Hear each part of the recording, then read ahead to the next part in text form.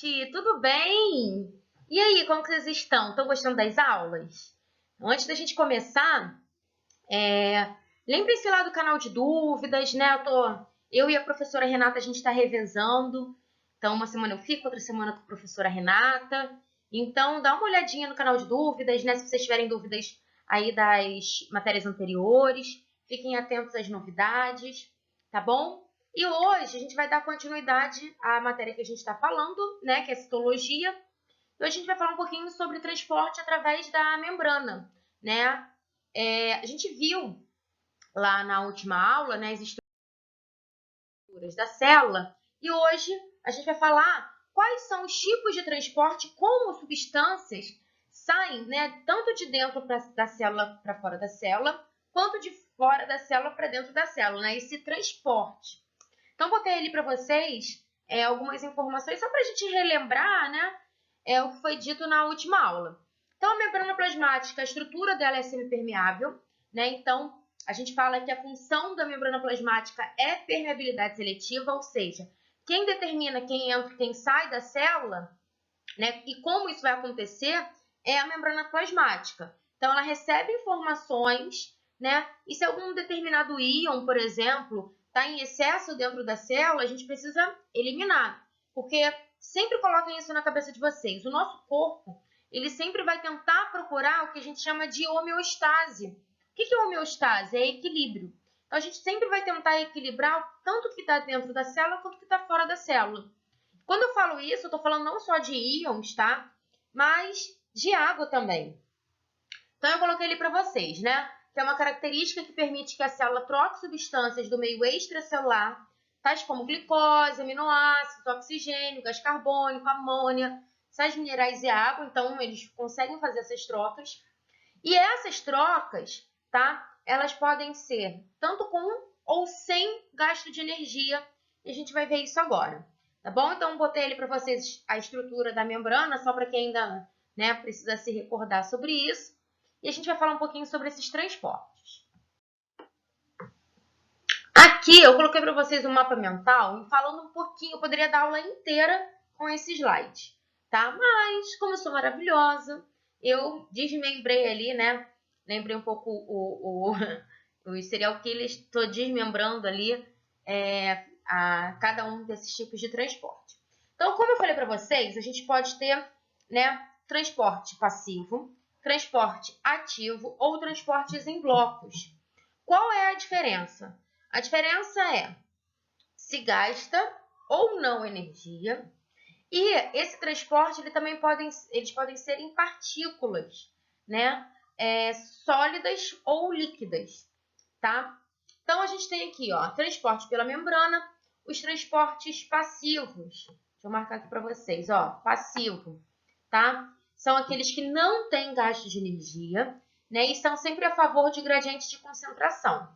A gente tem os transportes ativos, tá? Que são com gasto de energia e também, né? Só que nesse caso é contra o gradiente ali de concentração.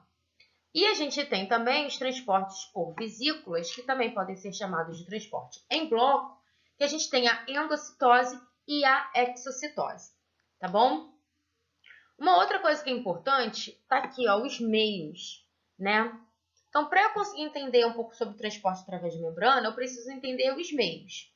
Então, a gente tem meios isotônicos, a gente tem meios hipotônicos e a gente tem meios hipertônicos. Qual é a diferença? Meio isotônico, eu tenho a mesma concentração de soluto, tanto dentro quanto fora da célula, tá? O meio hipotônico, eu tenho um meio menos concentrado do que o meio extracelular. E o meio hipertônico, eu tenho um meio mais concentrado do que o meio extracelular, tá? Lembrem-se, né? O isotônico, né, que a gente tem ali o Gatorade, por exemplo, por que ele recebe esse nome de isotônico? Porque ele vai repor água e sais minerais que nós perdemos, por exemplo, numa atividade física. Então, o isotônico é a mesma concentração. Quando vocês tiverem dificuldade com a palavra hiper e hipo, lembrem-se do seguinte: hipermercado são aqueles mercados enormes que a gente encontra tudo, desde produtos alimentícios a eletrodomésticos, por exemplo. Então, eu tenho um meio mais concentrado. O hipotônico é o contrário de hipertônico, então eu vou ter um meio menos concentrado. Ainda para eu entender esse processo, eu preciso saber sobre soluções e saber o que é soluto, o que é solvente.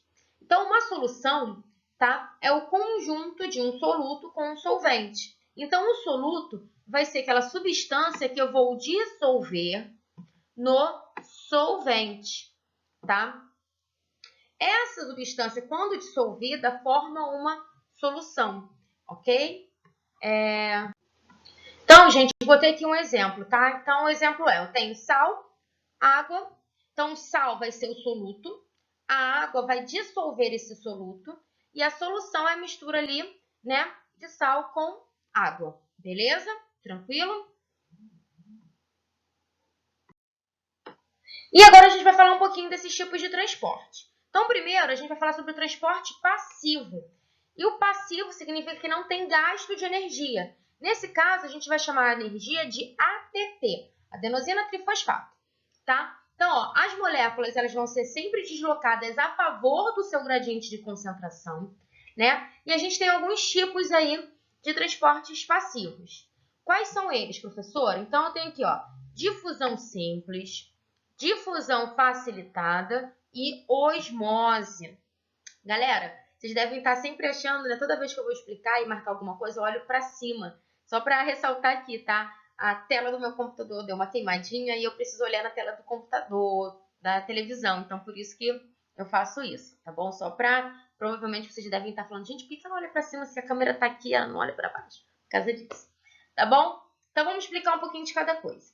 Difusão simples. Então, a gente vai ter ali a passagem do soluto, tá? De um meio mais concentrado, que é um meio hipertônico, para um meio menos concentrado, que é um meio hipotônico. Então, eu tenho a passagem, como a gente está representando aqui, tá? Desse soluto para um outro meio, tá? Hipotônico. Então, eu tenho muito soluto de um lado e teria pouco desse lado. Então, eu vou fazer a passagem. Isso sem gasto de energia, tá bom? Esse processo a gente chama de difusão simples, tá? Um bom exemplo de difusão simples é a questão da hematose. O que é hematose? É a troca gasosa. Então, quando a gente inspira e coloca ali oxigênio para dentro do nosso corpo, né, as hemácias que passam pelos capilares próximos aos alvéolos pulmonares, o que são os alvéolos pulmonares? São bolsinhas que ficam ali nos bronquíolos, tá? Em que vai auxiliar na troca gasosa. Então, quando eu tenho ali o alvéolo pulmonar cheio de oxigênio e a hemácia passando perto, cheio de gás carbônico, a gente não falou que a gente precisa de quê? De equilíbrio? Então, a gente vai fazer a troca gasosa que a gente chama de hematose. Hemato, porque tem uma célula sanguínea chamada hemácia que vai fazer isso, e tose é troca, tá? Então, a gente vai fazer a troca gasosa, tá bom? Então, a gente vai sair ali de um meio hipertônico para um meio hipotônico, ok? Por que isso acontece, gente? Porque eu sempre procuro o equilíbrio de um meio para o outro, tá? Então, isso acontece através desse processo. Aqui, ó, ocorre o equilíbrio dinâmico entre os dois meios. Ou seja, para cada molécula que entra, outra sai. Beleza? Vamos para a difusão facilitada. Então, ao contrário da difusão simples, a gente tem uma difusão facilitada, tá? E isso ocorre com a ajuda de uma proteína. Então, a proteína, né, que fica lá presente na membrana plasmática, que a gente chama de permease, ela vai permitir, ela vai facilitar, tá? Para acelerar esse processo aí de passagem de solutos que são maiores, tá? Que são, né, por exemplo, glicose, alguns tipos de sais. Tá bom? Então, nesse caso, a gente vai ter a ajuda de uma proteína, que é a permease, que vai facilitar essa, né, troca ali, essa passagem dessa molécula, tá bom? Então, ó, a difusão facilitada é um processo também que não gasta energia, então, um transporte passivo. E a gente tem o exemplo ali, a absorção de glicose pelas células do intestino. Então, aqui a gente tem, ó, as proteínas e aqui elas auxiliando na entrada aí para o interior da célula, beleza? Osmose. A gente fala muito, né? Aprendi por osmose. Né? Então, o que vai ser a osmose? Nesse caso, a gente vai ter um deslocamento do solvente, ao contrário do que a gente sempre falou, de soluto. Nesse, a gente tem o deslocamento do solvente, né, que vai ser, no caso, a água, de um meio hipotônico para um meio hipertônico. Então, eu coloquei para vocês aqui alguns exemplos, tá? De como isso acontece. Então, aqui assim, a gente tem um meio isotônico, em que a gente consegue reparar que a célula, ela está, né, com as quantidades hídricas ali, tanto igual fora quanto dentro da célula. Show! Mas essa célula ela pode perder água ou pode ganhar água. E a gente tem nomes para isso. Quando essa célula perde muito água, que ela vai estar no meio hipertônico, ocorre um processo que a gente chama de plasmólise, que a célula ela fica enrugadinha, tá? Ela murcha.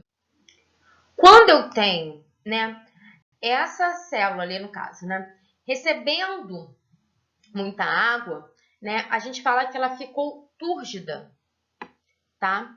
Ou turgente, enfim, tanto faz, tá? O que acontece? Ela vai inchando. E ela pode inchar tanto, que pode ocorrer esse processo aqui, ó, a lise celular, tá? O que significa lise celular? Significa que essa célula se rompeu. Então, a célula pode ficar plasmolizada, que é quando ela murcha, ou ela pode ficar túrgida, quando ela incha. E ela pode inchar tanto que ela fica, né, que sofre o que a gente chama de lise celular, ou seja, ela se rompe. Beleza? Tranquilo? E aqui a gente tem uns exemplos disso acontecendo, tá? Aqui uma legendinha, e aí vocês podem observar essas informações que eu falei para vocês. Beleza?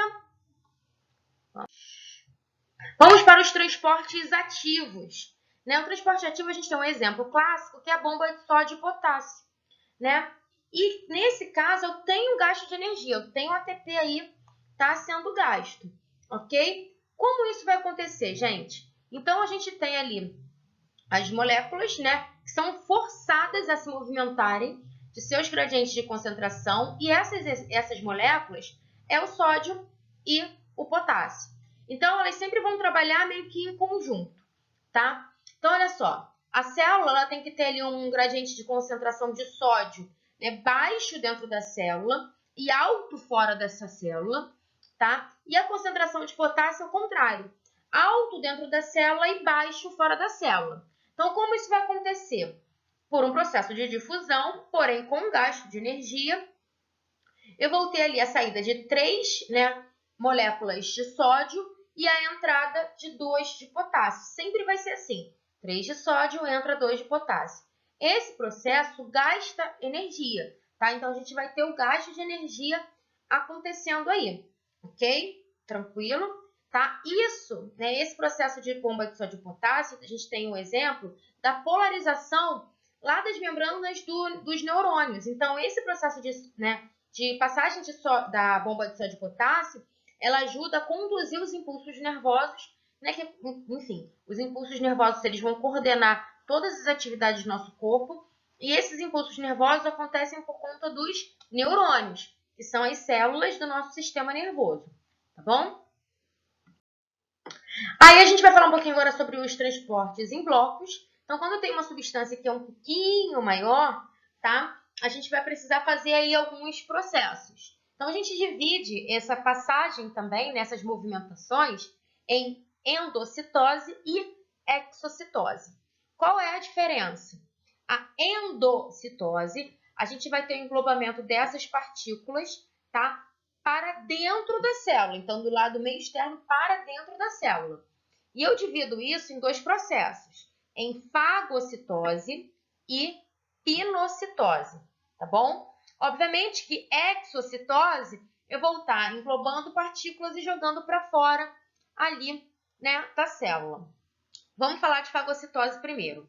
Então, a fagocitose, ao contrário da pinocitose, é que a fagocitose ela vai englobar partículas sólidas, tá? Já a pinocitose, a gente vai englobar partículas líquidas, tá? Essas partículas sólidas, né, elas são englobadas através, ela vai formando uma bolsinha, como a gente consegue ver aqui, nessa imagem, tá? E a gente chama isso de fagossomos, tá bom? Então, ela vai lá, né, engloba a partícula e ela pode fazer um processo, por exemplo, de digestão ali daquela partícula, pode matar aquela partícula. Isso acontece, né, com amebas, como a gente tem aqui o exemplo, né? A gente tem protozoários que fazem isso. As nossas células imunes, elas fazem isso também, tá? Então, a gente tem esses exemplos. A pinocitose, gente, ainda é um processo de endocitose. Então, a gente vai englobar partículas líquidas do meio extracelular para o meio intracelular. Beleza? Tranquilo? Agora, vamos falar um pouquinho de exocitose. Então, a gente vai, né, ter ali um englobamento, né, dessas partículas, liberando para fora ali do meio, né, extracelular. Né? Um bom exemplo disso são, né, as glândulas exócrinas. Né? Então, eu botei ali o exemplo para vocês das glândulas sebáceas. Deixa eu marcar aqui. As glândulas sebáceas, né, elas produzem um sebo, que é um tipo de lipídio, tá? Que protegem e permeabilizam o nosso cabelo, nossa pele, tá bom? Então, ele vai dar tanto processo, né, ele vai ter como função processo de permeabilização quanto elasticidade da pele, tá bom? Então, isso é um exemplo de exocitose. E aqui eu botei para vocês, né, todos esses exemplos, né, tanto de exocitose quanto endocitose, como isso ocorre, tá bom?